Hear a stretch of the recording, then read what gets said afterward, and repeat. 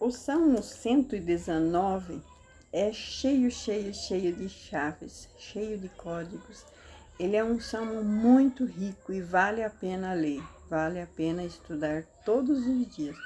Hoje eu vou estar meditando com vocês alguns versículos e vou começar aqui com 97, 119, 97. Ó, quanto amo a tua lei! É a minha meditação em todo o dia. Olha só que lindo. Pelos teus mandamentos, me fazes mais sábio do que os meus inimigos, pois estão sempre comigo. Então, os mandamentos de Deus estão sempre comigo e isso me faz ser mais sábio do que os meus inimigos. Olha só outro versículo. Tenho mais entendimento do que todos os meus mestres, porque os teus testemunhos são a minha meditação. Você vê os mestres, os professores, os doutores da lei, têm menos entendimento do que quem tem a lei de Deus, né? Quem medita na palavra do Senhor. E olha só que entendo mais do que os antigos, porque guardo os teus preceitos. Então, tem muito antigo que tem sabedoria, mas na grande maioria eles querem ser legais, querem ser divertidos, querem fazer parte da galera. Então, você vê antigos faltos de sabedoria, faltos de bons conselhos. Porque eles querem parecer legais. Porque o negócio de ser antigo, muitas vezes faz com que seja alguém que as pessoas não queiram escutar. Mas quando Deus confirma as suas palavras, é provado que é uma pessoa antiga, mas cheia de sabedoria. Sabedoria é para poucos. Perdão. Aí desviei os meus pés de todo o caminho mau, para guardar as tuas palavras. Né? Não me apartei dos teus juízos, pois tu me ensinastes. Ó, quão doces são as tuas palavras ao meu paladar, mais doces do que o mel à minha boca. Você vê como que é delicioso quando você vem recebendo esse maná do céu, que é essa palavra viva dele, que cada profecia, cada dia se torna mais atual e mais atuante. São profecias de vida, de cura, de libertação de verdade. São profecias de vivificar o espírito e mortificar o carnal. Não existe liberdade no carnal. Então a pessoa que ela de alguma maneira quer justificar o seu erro em não cuidar dos seus, em não proteger o Lázaro, o pobre que Deus colocou na sua vida para você orar e interceder, a pobre miserável, como era a mulher de Oséias, né, uma adúltera. Se você não orar e interceder por aquela pessoa que Deus colocou na sua vida, e ao invés disso você a expulsar da tua presença, a amaldiçoar e resolver pegar outra pessoa no lugar, você se torna um desprezível diante de Deus, porque Deus é puro amor, pura misericórdia. Você pode viver riquezas e deleites nesta vida, mas jamais cobre isso na vida eterna. Eu tenho meditado muito sobre a história de Lázaro e do homem rico.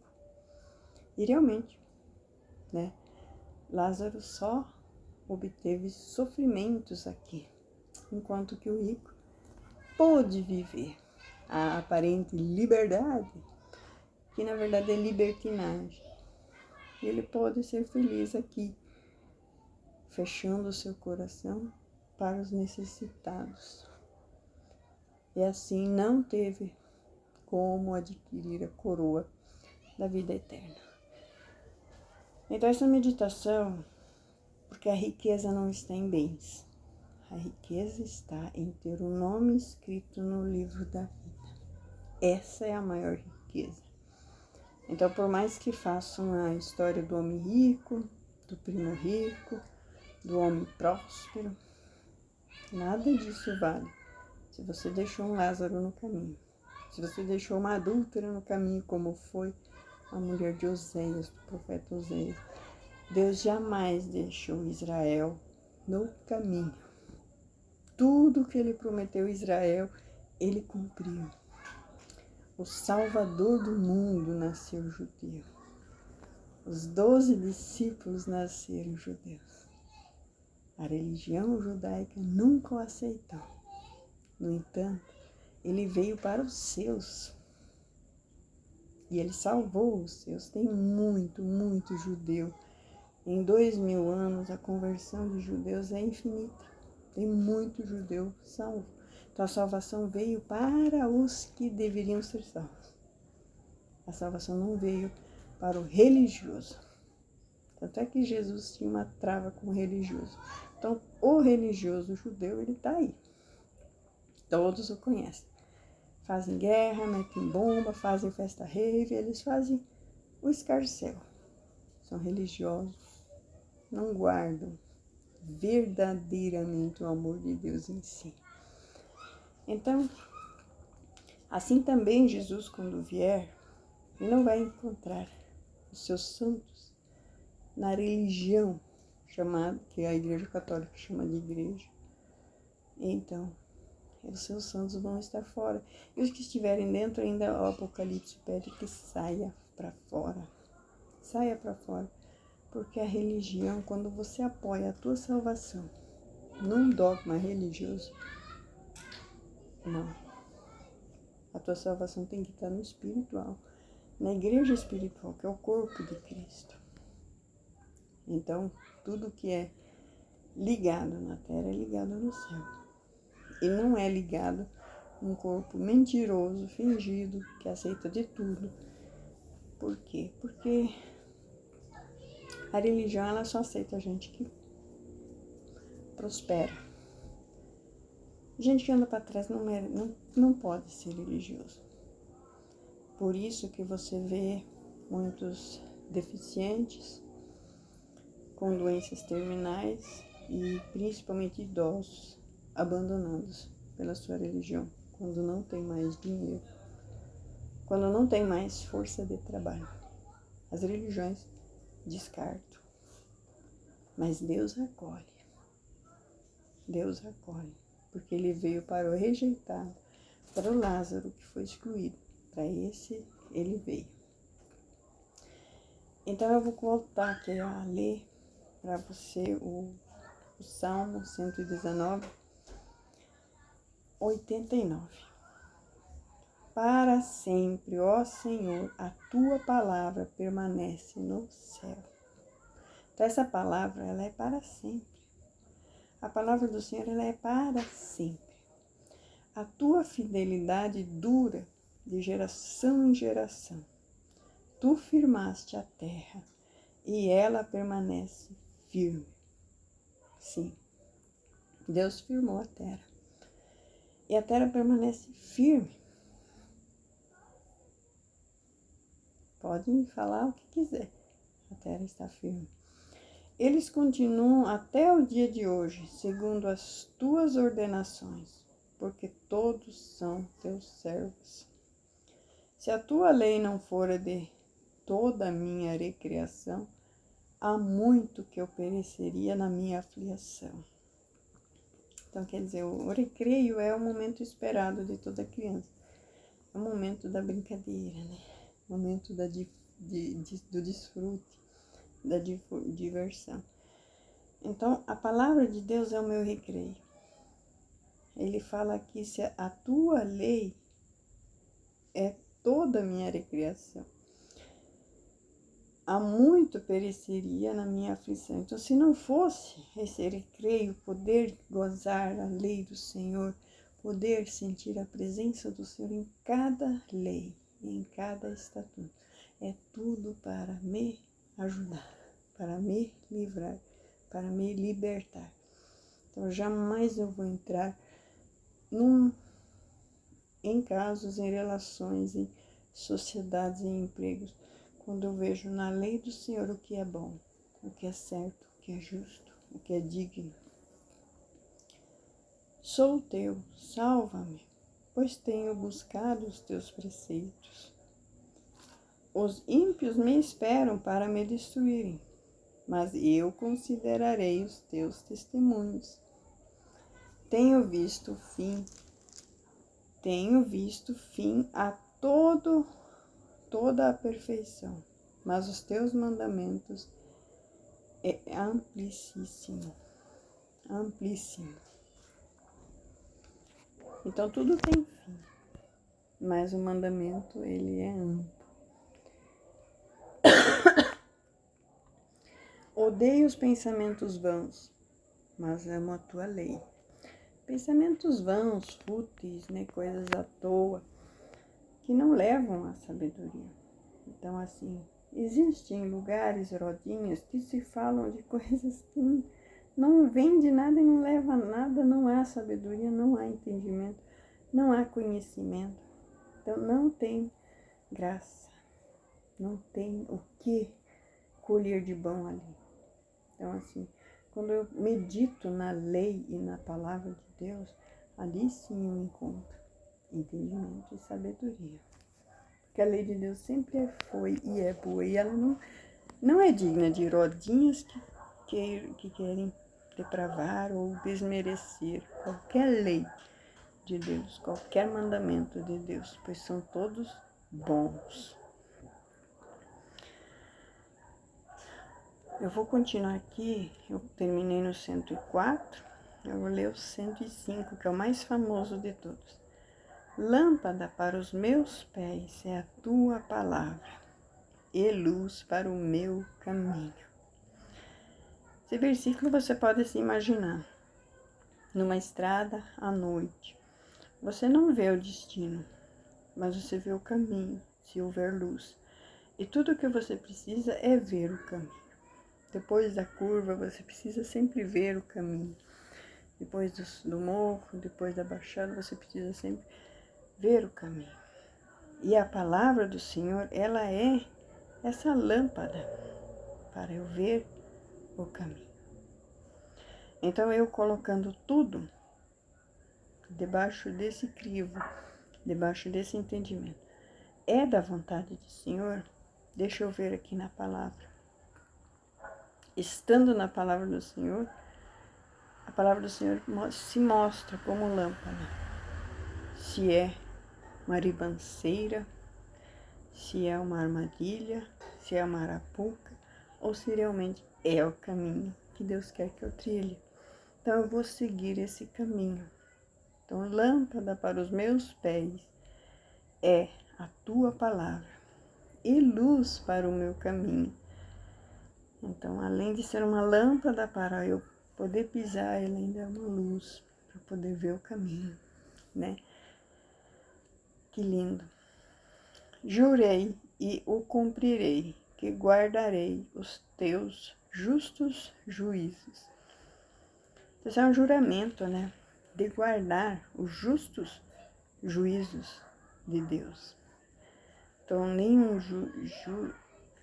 juízo, né, que são as leis de Deus, os livros de Juízes ali, Deuteronômio, Levítico, eles falam muito dos juízos de Deus. Então, o povo desviou de Deus, veio maldição. O povo se aproximou de Deus, veio bênção e livramento. Então, quando um líder realmente evangélico conclama um santo jejum nacional, é questão de menos de 3 dias. Há o livramento de todo o mal. De todo o mal, não importa. Podem vir 2, 3, 5, 10 reinos contra a nação. Assim como foi com Israel, quando Josafá, no reinado dele, ele seria atacado por 3 reinados, por 3 reinos. Moabe, Amon e a Arábia. E Deus livrou, sem eles lutarem, sem eles batalharem. Deus fez com que os 3 exércitos brigassem entre si e se destruíssem. E Israel ficou com todo o despojo daqueles 3 exércitos que vinham destruir o povo de Deus, tomar as cidades, tomar os campos e ali morar. Vinham com animais, vinham com ouro, vinham com joias, vinham com muita coisa para ali fazer morada. Mas Deus confundiu eles no caminho e fez com que eles se matassem entre si. E Israel ficou com todos os despojos. Então, se Israel já era rica e abastada, ficou muito mais, porque teve muito gado, muito rebanho de ovelha, muito anel de ouro, muitas joias, muito riqueza. Então, se temos hoje verdadeiramente um representante religioso que pode conclamar verdadeiramente dentro dos preceitos e leis do Senhor, que não tem brecha em pecado. Brecha em pecado, você sabe, um homem adúltero ou uma mulher adúltera que está no 3º, 4º, 5º casamento, tendo os âmbitos anteriores vivos, são brechas malignas que impedem que Deus ouça essa oração. E a oração desse ser não passa do teto. E dos pastores deles que consagraram essas uniões erradas, também não passa do teto. Então são pastores malditos que ficam amaldiçoando profetas de Deus. Por quê? Porque eles mesmos não têm poder e eficácia na sua própria profecia. Então não tem como eles conseguirem efeito em conclamar esse jejum e Deus ouvir essa oração. Porque quando você conclama um jejum, você separa, afasta, tira todo o mal do meio de Israel. Então tudo que vivia em pecado, para de viver em pecado. Quem roubava não rouba mais, quem mentia não mente mais, quem prejudicou não prejudica mais. Então precisa haver, como Zaqueu. Zaqueu foi perdoado o seu pecado, mas ele devolveu em dobro tudo que fez de mal, tudo que roubou.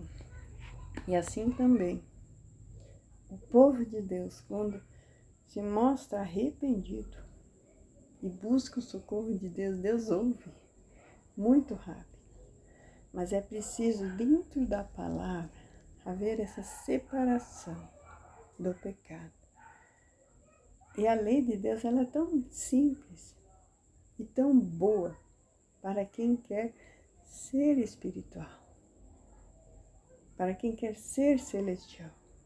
Mas quem quer ser carnal e viver baixo, nas profundezas do maligno, se deleitando no pecado e ainda se gabando porque humilhou exes. Então tem padrastos e madrastas e tradrastas e vai.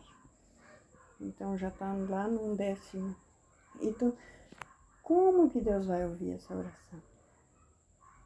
Como que Deus vai salvar essa nação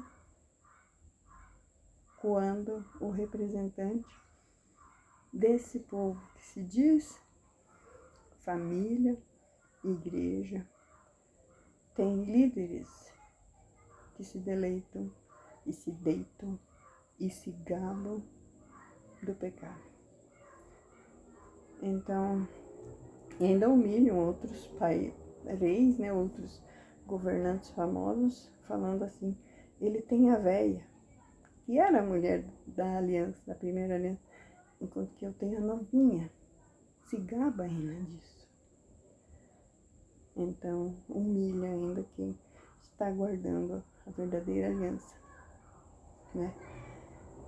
Então, a gente vê assim, a pessoa no erro, querendo se gabar no erro e humilhando quem está certo. Às vezes não, sempre, né? A gente vê o povo de Deus perecendo mesmo, porque ainda existem líderes que não se arrependem de verdade dos seus pecados. E a nação sofre quando o líder se deleita no erro e ainda humilha, usando do prazer do pecado para dizer, olha como eu estou bem na fita. E sendo que na verdade está arrastando uma multidão com a mesma mentalidade distorcida para aqueles erros dali para pior. Então a gente ora para que o Brasil seja livre. Hoje, o pobre no Brasil não tem governante. 70%, 80% da população brasileira não tem governante. Não tem um representante por eles. Isso a gente pode pegar os idosos, as crianças, os do Bolsa Família e os desempregados. 80% da população não tem governante. Quem preside, tanto direita quanto esquerda, os que são deputados supremos, os que são governantes, eles são todos para si, para os ricos. Então, a direita faz lei para rico, a esquerda está fazendo leis para eles, para os ricos deles, e o pobre ficou completamente sem representante político e religioso. Por quê? Porque essas pessoas também não têm religião. O idoso não deve mais possuir nada, porque a religião mesmo diz que ele tem que passar tudo para os filhos, ele tem que ir para um asilo e babá. Então, a religião descartou o idoso, a religião não quer os dependentes de Bolsa Família, a religião não quer nem cheiro do desempregado. Distância. Então, crianças, 80% da população brasileira hoje está sem assistência religiosa, sem assistência política. E os policiais também tiram a mão. Não dá nem lucro e nem prejuízo, melhor deixar que se matem. Então eles não interferem. Então é um povo muito grande, sem representante nenhum. Mas nós temos um representante que está lá no alto, que está lá no céu, um representante. E quando esse povo clama, aquele lá do alto vê. E quando ele pesa a mão, ele pesa a mão. Quando ele pesou a mão sobre Israel, e os líderes, os polícia, os que tinham algum poder, foram todos levados cativos para a Babilônia, os pobres ficaram na terra e possuíram a terra. Sob o comando de Nabucodonosor, com certeza. Eles plantavam, pagavam imposto, mas os pobres ficaram na terra. Porque nem Nabucodonosor queria eles. Mas a própria promessa profética era de que os pobres herdariam aquela terra. Porque os ricos, os dominantes, os abandonaram. É tão semelhante a tudo que está acontecendo que não seria de admirar. Só que o pobre, nessa hora, ele ainda serve para frente de batalha, né? Então, você coloca populações pobres em regiões estratégicas, né, regiões de fronteira, para evitar com que o inimigo entre. Então, a gente conhece muito bem, eu conheço, porque eu sou descendente de refugiado alemão que estava na Rússia e não podia ficar na Rússia por causa da Primeira Guerra. Então, eram refugiados que não podiam voltar para a Alemanha, porque não tinha espaço. Foram mandados para o Brasil por um acordo, na época feito com o presidente do Brasil. E esse acordo incluía que milhões de pessoas vieram, milhares de pessoas vieram, descendentes de italianos, alemães, vieram para o Brasil e foram colocados estrategicamente Rio Grande do Sul, Santa Catarina, Paraná, regiões de fronteira, para ali povoar essa região que precisava ser guardada de alguma maneira. Só que esses descendentes nunca podiam nem servir o exército. Eu lembro, meus parentes, nunca nenhum era chamado para servir o exército, porque o exército tinha que ser feito por descendentes portugueses, por brasileiros, descendentes de... O exército tinha que ser descendentes de capitães de mato, essas coisas assim. E não podia ser desses plebeus europeus que vieram só para, como é que se diz? Ficar ali, fazendo a fronteira mesmo, fazendo a divisão. Porque tendo gente ali, tinha como manter soldados ali também, mantendo a segurança da nação. E a gente vê como que são descartados agora, né? A enchente no Rio Grande do Sul mostra que esses povos serviram por algum tempo para algum objetivo. Mas chega uma hora que esse objetivo já não tem mais relevância, porque o objetivo agora é outro, é atender necessidades pessoais de meia dúzia de governantes, que aliaram-se a outros governantes mundiais. É muito triste ver a história do Brasil dessa maneira. Por quê? Porque a gente gostaria de ser reconhecido mesmo, né, ser aceito mesmo, como povo, como pessoa produtiva, pessoa que pode trabalhar, mas não deve ter terra, não deve ter... Hoje em dia o conceito tutelar já proíbe até criança, jovem, adolescente, ninguém mais deve fazer nada para ninguém. Quando fez 18 anos, então a mentalidade nas escolas públicas já foi completamente destruída. Você já não tem mais um filho que queira ficar no campo, que queira fazer alguma coisa. Quando você olha como o sistema destruiu e continua destruindo, quem ainda consegue manter alguma base para se manter firme, família, né? Tá difícil eu fazer vídeo, hein? Tô falhando bastante porque minha voz está enroscando bastante. E aí, eu vou ter que parar porque eu não tô conseguindo falar. Tá me faltando voz. Mas o que eu queria falar mesmo era isso. Que nós, como nação brasileira, nem o nosso voto é contabilizado, porque as urnas, se você acredita que a urna realmente mostra o voto que é, nem fiscalização é permitido ter. A fiscalização é eles mesmos, os corruptos mesmo que fazem. E a gente tem que acreditar. E se a gente duvidar, a gente é insurgente e mais um monte de coisa. Então, o nosso socorro, ele só vem do Senhor. Só vem do Senhor. Ele sempre esteve no Senhor. Lá na Europa. Lá quando a Alemanha já não quis mais saber da gente, mandou a gente para a Rússia. Lá quando a Rússia, por causa do comunismo, a gente corria risco de vida lá.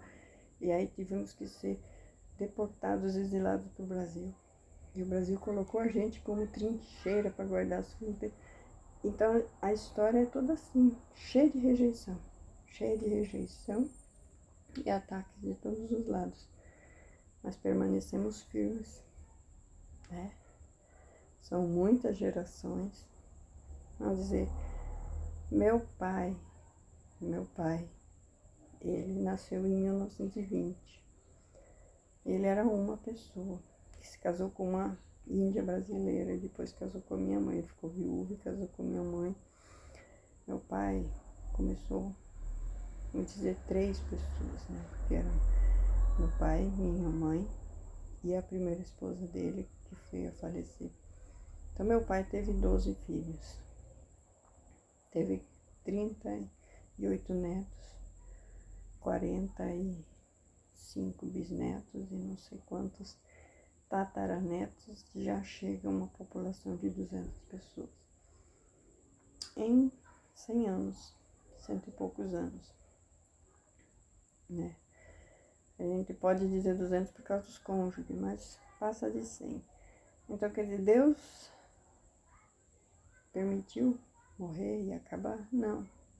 Ele tem multiplicado. O governo quer destruir, pode destruir um e outro. Mas a descendência do justo, ela multiplica, ela aumenta, ela se perpetua. Do justo. Isso não quer dizer que tenham irmãos meus, sobrinhos meus, que se bandearam para o lado da impiedade, do pecado e do mal, que não estão sendo também aniquilados e arraigados. Então Deus permite a destruição do ímpio, a sua descendência toda destruída, do ímpio, né? Mas a descendência do justo, ela permanece. Então eu consegui terminar falando que vale a pena servir ao Senhor com alegria. Por quê? Porque no final o bem sempre vence. E o mal é destruído, envergonhado e esculachado. Então, muitos que se permitem ser governantes hoje é para a própria destruição deles que eles fazem o mal.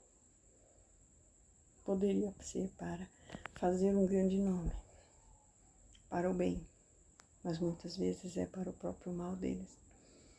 E as gerações deles pagam um alto preço, quando permanece ainda alguma geração, se Deus permitir. Então, que Deus abençoe ricamente. A paz de Deus.